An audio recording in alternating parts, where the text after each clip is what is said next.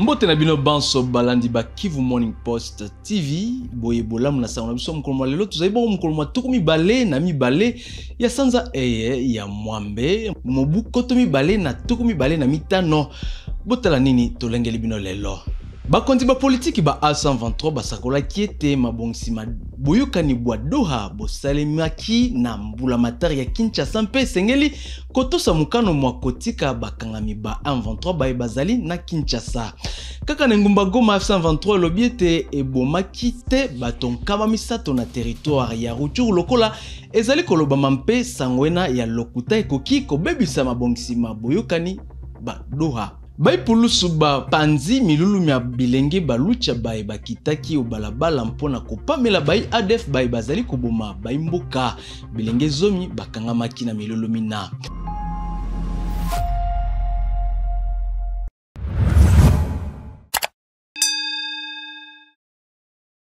Mbote lisusu na bino banso. Bakonzi ba politiki ba A123 basakolaki lelo na bokutani bobangona bapandisa ngwete mabongisi boyokani bwa kimia boye Doha epesaki mwa mikolo mileki masalemaki na Kinshasa mpe liboke lia bakonzi baye batinamaki na Doha esengelaki ba lobela kaka mikano miako ndimelama tope mesure de confiance lokola kotika bakangami ba A123 baye bazali na Kinshasa. Pour discuter, nous avons dit, c'est pour discuter uniquement des mécanismes de cessez-le-feu et des mécanismes de libération des prisonniers. Point. Lorsque nous finirons cette étape-là, nous pourrons passer à autre chose. Et nous avons tenu à spécifier dans le mandat que nous avons donné à nos délégations, qui est constitué de 2 personnes, nous l'avons réduite à 2 personnes, parce que nous pensions que ces questions-là, qui étaient plus techniques que politiques, ne nécessitaient pas un groupe de 4, 5, 6 personnes comme nous avons l'habitude de faire. Nous l'avons réduite. Et nous avons dit dans leur mandat que leur mandat ne concerne que cette phase technique de discuter sur les mécanismes de cessez-le-feu et de libération des prisonniers. Donc nous avons été précis à ce stade et que donc personne ne les prendra en otage là-bas pour discuter sur ce fameux projet que vous avez circulé et qui vient de Kinshasa, je vous le confirme, c'est Kinshasa qui propose ces projets. Merci. Kaka na ngumba Goma A123 elobiete ebomaki te batonkama misato na territoire Rutshuru lokola lingomba Human Rights Watch ezali koloba mpe sangwena ya lokuta ekoki kobebisa mabongisi maboyokani Doha elobaki bai A123. Nous sommes en négociation à Doha. Pendant que nous voulons aboutir à la phase importante qui est celle de traiter les causes de conflit, ils initient encore d'autres rapports et vous allez voir sur un même montage comment il y a eu un acharnement de manière successive des organisations qui se disent de droits de l'homme, dont aucune d'entre elles n'a été sur le terrain. Aucune. Toutes se disent, eh bien, ils ont eu des témoignages de gens qui seraient sur le terrain. Mais eux-mêmes ne sont pas allés vérifier le témoignage. Et nous tous nous savons, le témoignage à lui seul ne suffit pas dans une enquête. Vous ne pouvez pas rester dans un bureau climatisé à New York et vous appelez au téléphone quelqu'un et vous lui posez la question, il vous raconte son histoire et vous vous mettez à écrire tout un rapport. Et même dans le rapport, vous êtes plus affirmatif. Au lieu même de prendre la précaution de mettre même au conditionnel. Et ça, c'est très grave. Et ceux qui vous donnent ces rapports, mais ils sont incapables même de vous envoyer une image. Une photo. Même des mots dont ils disent avoir fait la comptabilité. Il y en a pas. Après, au-delà de tout ça, ils sont incapables de mettre une identité sur chaque mort dont ils parlent. Aucune.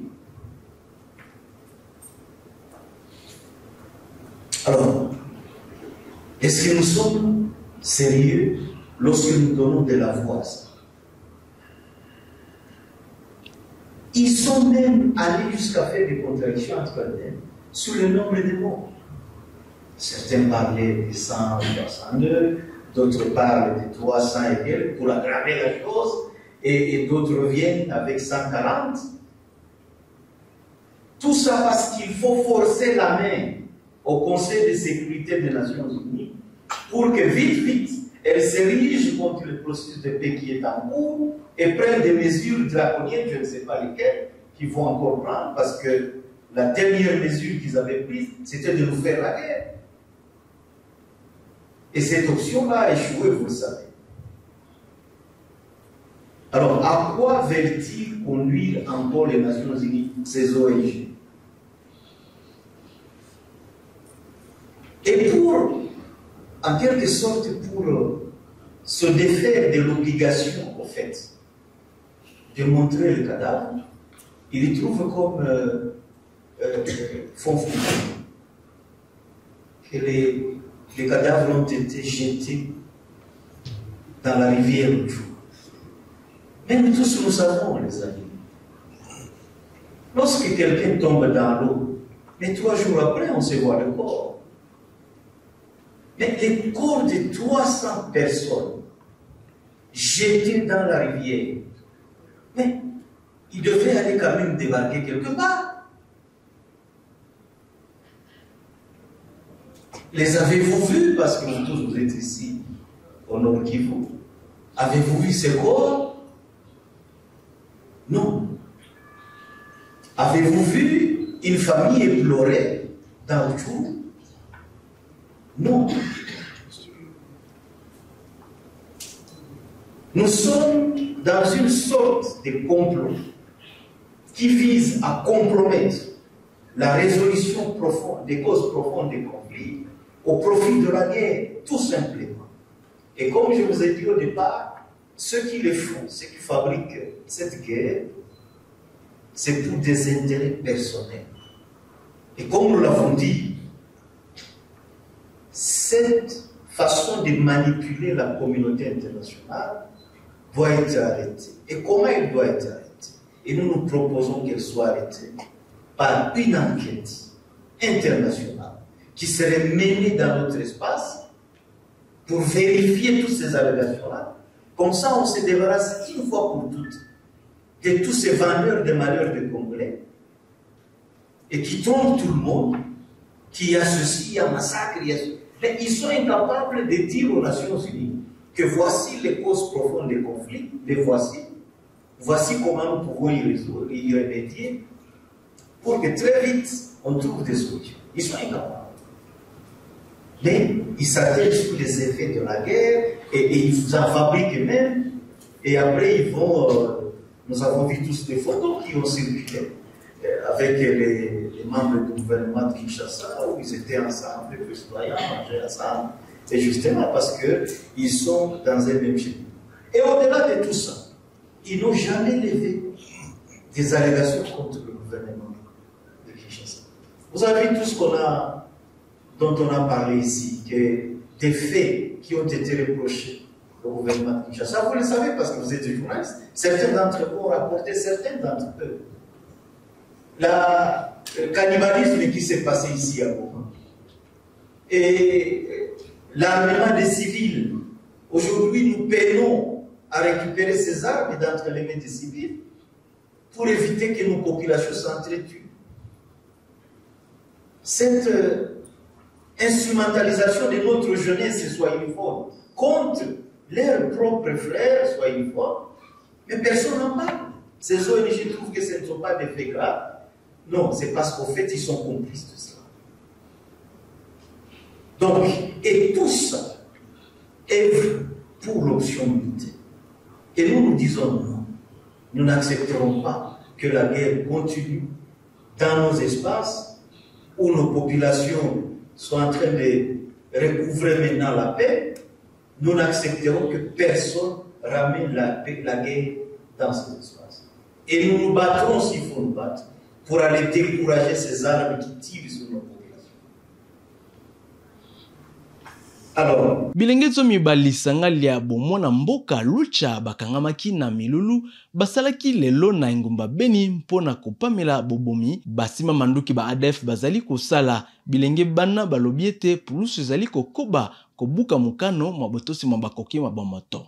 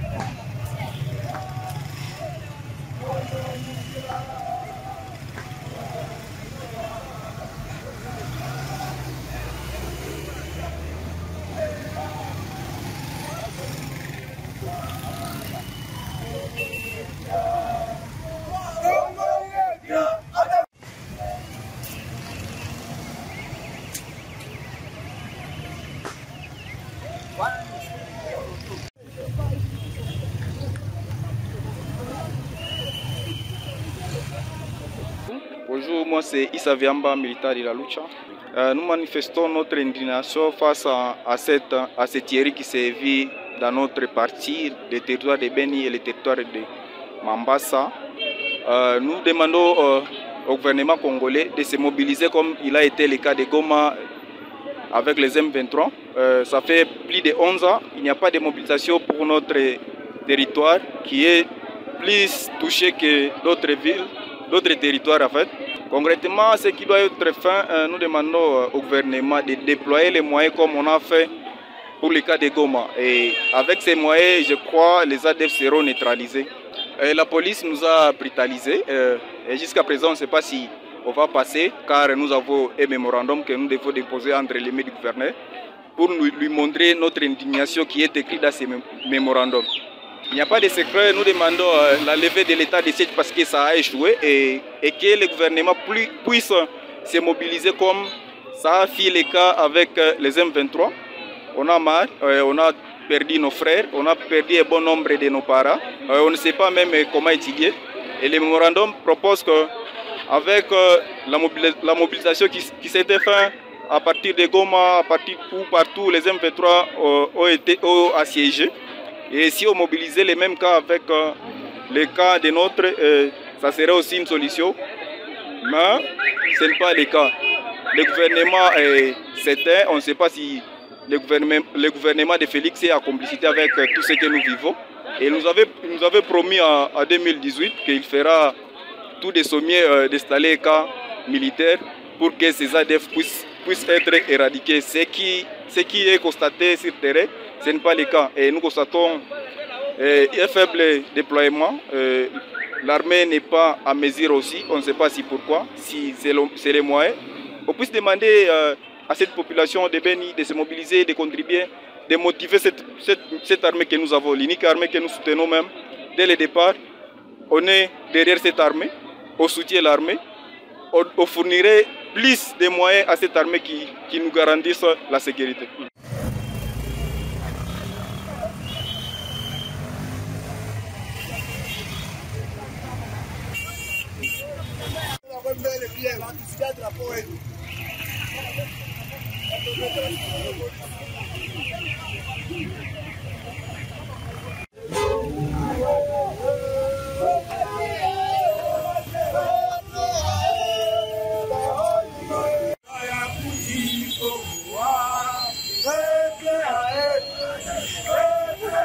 Mapinga mekolo Uganda UPDF makubisi musala mwa yango na etuka ya Ituri kobanda na Irumu jugu kino na Mahagi na tina ya kosokisa basima manduki bae bazali kozangisa baimboka kimia obisika bina tolanda bolai wasango eye na Rachid Koudra. C'est depuis février 2025 que les militaires ougandais des UPDF ont étendu leur zone d'action, notamment d'Irumu à Djougou jusqu'à Mahagi. Depuis leur installation dans ces zones, plusieurs leaders d'opinion s'interrogent sur le début des opérations conjointes telles qu'annoncées par le gouvernement congolais. Selon plusieurs observateurs, observations, les militaires ougandais semblent focaliser leurs efforts contre les miliciens de la Codeco. Du côté des FARDC, ils s'observent les mêmes cas. Elles semblent se concentrer contre les mouvements CRP. Une situation qui pousse l'opinion à s'interroger sur la nature de la collaboration entre ces deux forces. Daniel Bagno, sénateur élu de la province de l'Ituri, appelle les deux forces mutualisées à inviter les tendances identitaires. Il les appelle à travailler conjointement contre tous les groupes armés réfractaires au processus de paix. Ici, on n'est pas venu pour l'adversité. Le chef de l'État a voulu que l'armée UPDF vienne nous secourir ici au Congo. Ce n'est pas pour sélectionner. Non, je dois m'attaquer à tel ou tel autre. Non, c'est pour s'attaquer, mettre fin, neutraliser tous les groupes armés. Tous ceux qui ont pris des armes illégalement dans leurs opérations, il y a des objectifs bien définis. Ils doivent mettre ça en application. On ne vient pas ici défendre soit son frère, soit... Non, non, tous ceux qui ont pris des armes. Alors, nous leur demandons une collaboration étroite avec FARDC, UPDF. Ils doivent bien collaborer. C'est notre travail. Nous devons aller vers leur rappeler leur mission. Parce qu'on ne doit pas aussi continuer seulement à pleurer, crier. Non, on doit aller vers eux et dire, monsieur, vous êtes venus nous aider. Tel votre comportement, tel niveau, ça ne marche pas conformément au texte légaux qu'on a signé avec. Malgré la présence renforcée des militaires FARDC et ougandais dans plusieurs localités du territoire de Djougou, la tension demeure persistante dans la zone caractérisée par des attaques de la milice Codeco contre les civils et par des affrontements entre les FARDC et les CRP. Rachid Koudra Bounia pour Kivu Morning Post. Ndaku ya sembo ya basoda to pe corps militaire ya etuka ya Ituri esambisaki uta mukolo mwa musala mibale ya poso eye basoda banei baye bazali kofundama na koboma bato kolangwa masanga mpe kozwa na moyibi biloko bya baimboka na Diango totala. La phase de l'instruction des dossiers mis en charge contre ces militaires a débuté mercredi 20 août 2025 à Diango.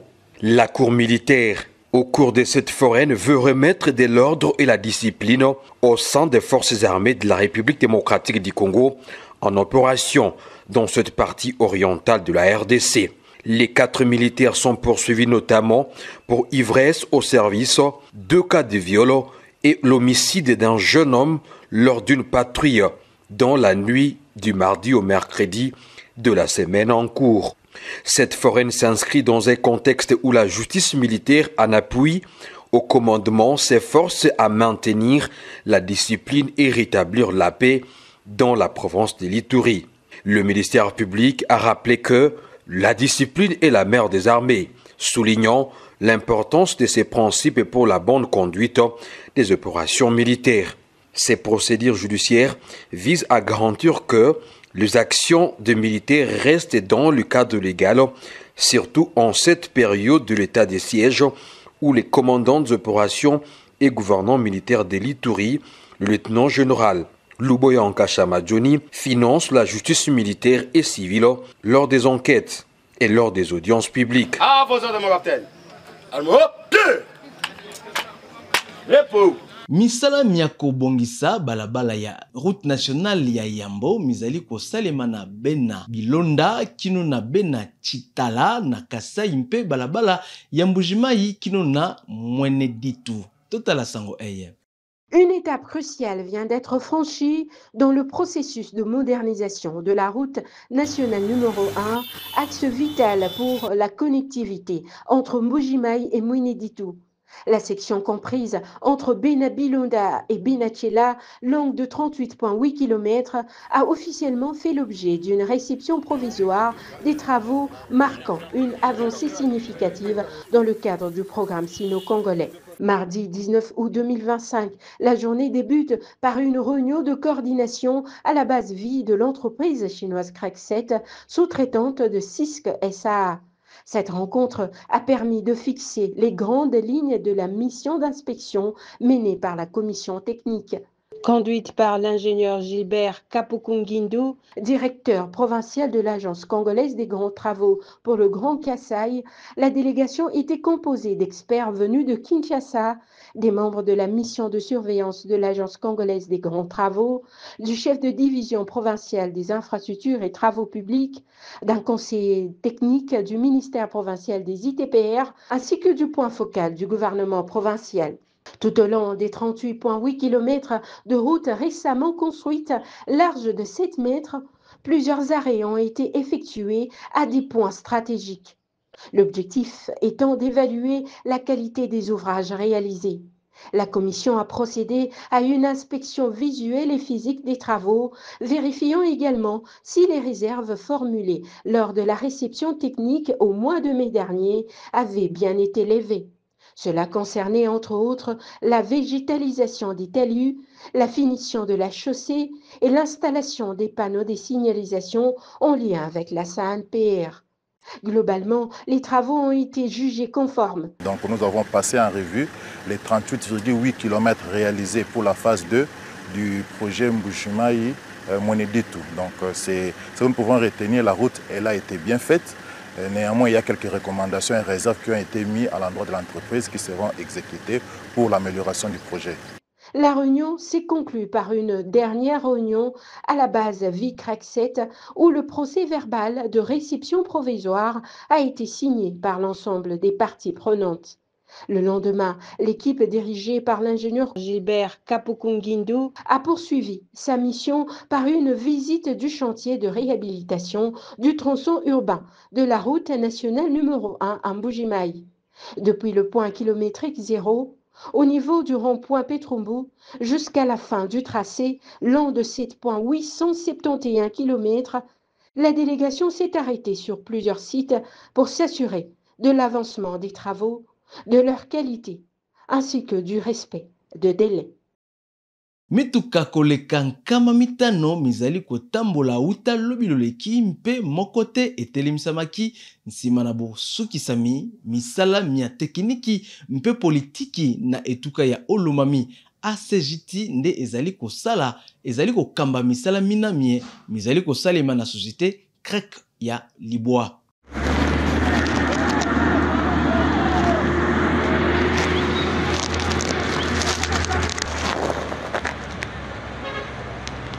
Tozo étiquette stabino yo zala ki sûreté menga na rasira ki bino lobité ozala yité to ando douter toujours yo zala yité to nga na rasira ki bino na yebisa bino bosa nini boko leka. OK ayo bazana kamina kuna rebandade ni tubaki koleka.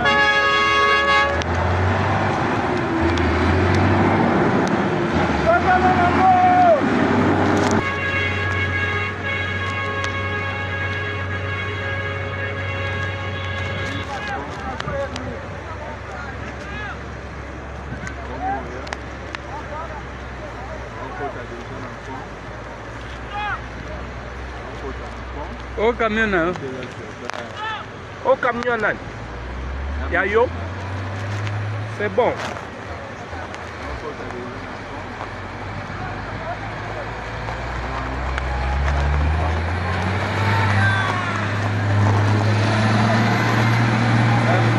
Ok, merci.